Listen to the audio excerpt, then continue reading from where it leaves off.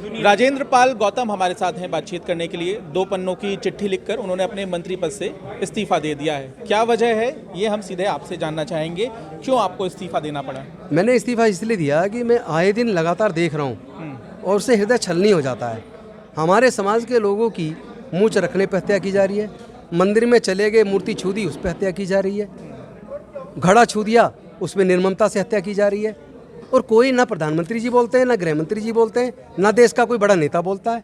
आए दिन उत्पीड़न, और ऊपर से जो हर साल अशोक विजयदशमी पर 14 अक्टूबर 1956 को जब डॉक्टर बाबा साहब अम्बेडकर जी ने बुद्ध के धम्म की दीक्षा ली, इसी जातिगत उत्पीड़न, भेदभाव, ऊंच नीच, छुआछूत से मुक्त होने के लिए, और पूरे समाज के लाखों न्यायियों को दीक्षा दिलाई, तो उन्होंने 22 प्रतिज्ञाएं दिलवाई थी। ये लेकिन उन 22 प्रतिज्ञाओं को भारत सरकार ने, खुद मोदी जी की सरकार के मंत्री थावरचंद गहलोत जब सामाजिक न्याय एवं अधिकारिता मंत्री थे, उन्होंने doctor Ambedkar life and speeches के अंदर वॉल्यूम 17 में खुद छपवाया अपने साइन से, अपने सिग्नेचर से। लेकिन आपने अपनी चिट्ठी में, राजेंद्र जी, आपने अपनी चिट्ठी में जिक्र किया है कि निशाना बनाया जा रहा है आम आदमी पार्टी को और आपके नेता को।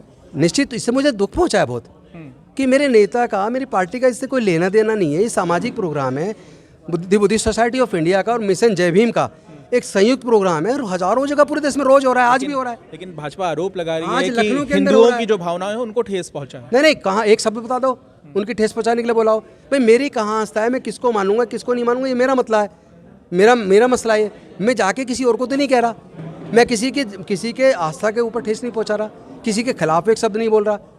मैं ये कह रहा हूँ कि मेरे तो समाज की रोज हत्याएं और इस पर क्यों नहीं बोलते? ये राजनीति जो है उसका नुकसान होता क्या आपकी पार्टी को, ऐसा आप मानते हैं? मेरा ये मानना है कि भारतीय जनता पार्टी के पास कोई मुद्दा नहीं है। हमारी पार्टी शिक्षा, स्वास्थ्य, बिजली, पानी, रोजगार, समाज कल्याण, इन सारे मुद्दों पे काम कर रही है, और उसके ऊपर भारतीय जनता पार्टी इतनी डर गई है गुजरात में हार के उससे कि उन्होंने जिस मुद्दे से आम आदमी पार्टी का और मेरे नेता अरविंद केजरीवाल का कोई लेना देना नहीं है, वो उनको टैग करके उल्टा सीधा गाली गलौज और बकवास इस तरह का काम कर रहे हैं। जो पोस्टर लगाए गए आप उसकी बात कर रहे हैं, जो पोस्टर लगाए गए उसकी मैं ये पूछता हूँ कि बीजेपी इसके लिए दोषी है? जिन प्रतिज्ञाओं को, 22 प्रतिज्ञाओं को बाबा साहब ने दिया, हमने दोहराया, उसी को आप बड़े बड़े पोस्टर पे छाप के लगा रहे हो।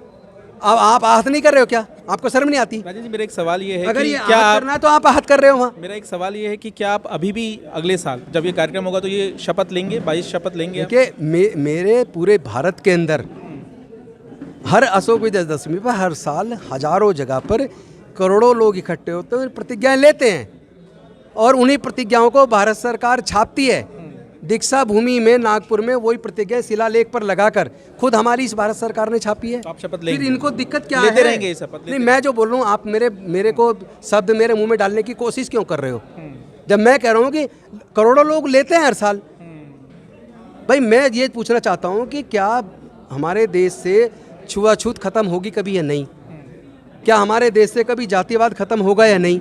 ठीक है। लेकिन मुझे इस बात की खुशी है कि आरएसएस के चीफ मोहन भागवत ने कम से कम इस पूरे 4000 साल की इस उत्पीड़न वाले समय के बाद पहली बार ये कहा कि देश से वर्ण व्यवस्था और जातिवाद अब खत्म होनी चाहिए। इसके लिए मैं उनके इस बयान का स्वागत करता हूँ, लेकिन इस पर काम भी करना होगा, बोलने से काम नहीं चलेगा। राजेंद्र पाल गौतम, उन्होंने वजह बताई कि आखिर उन्होंने इस्तीफा क्यों दिया।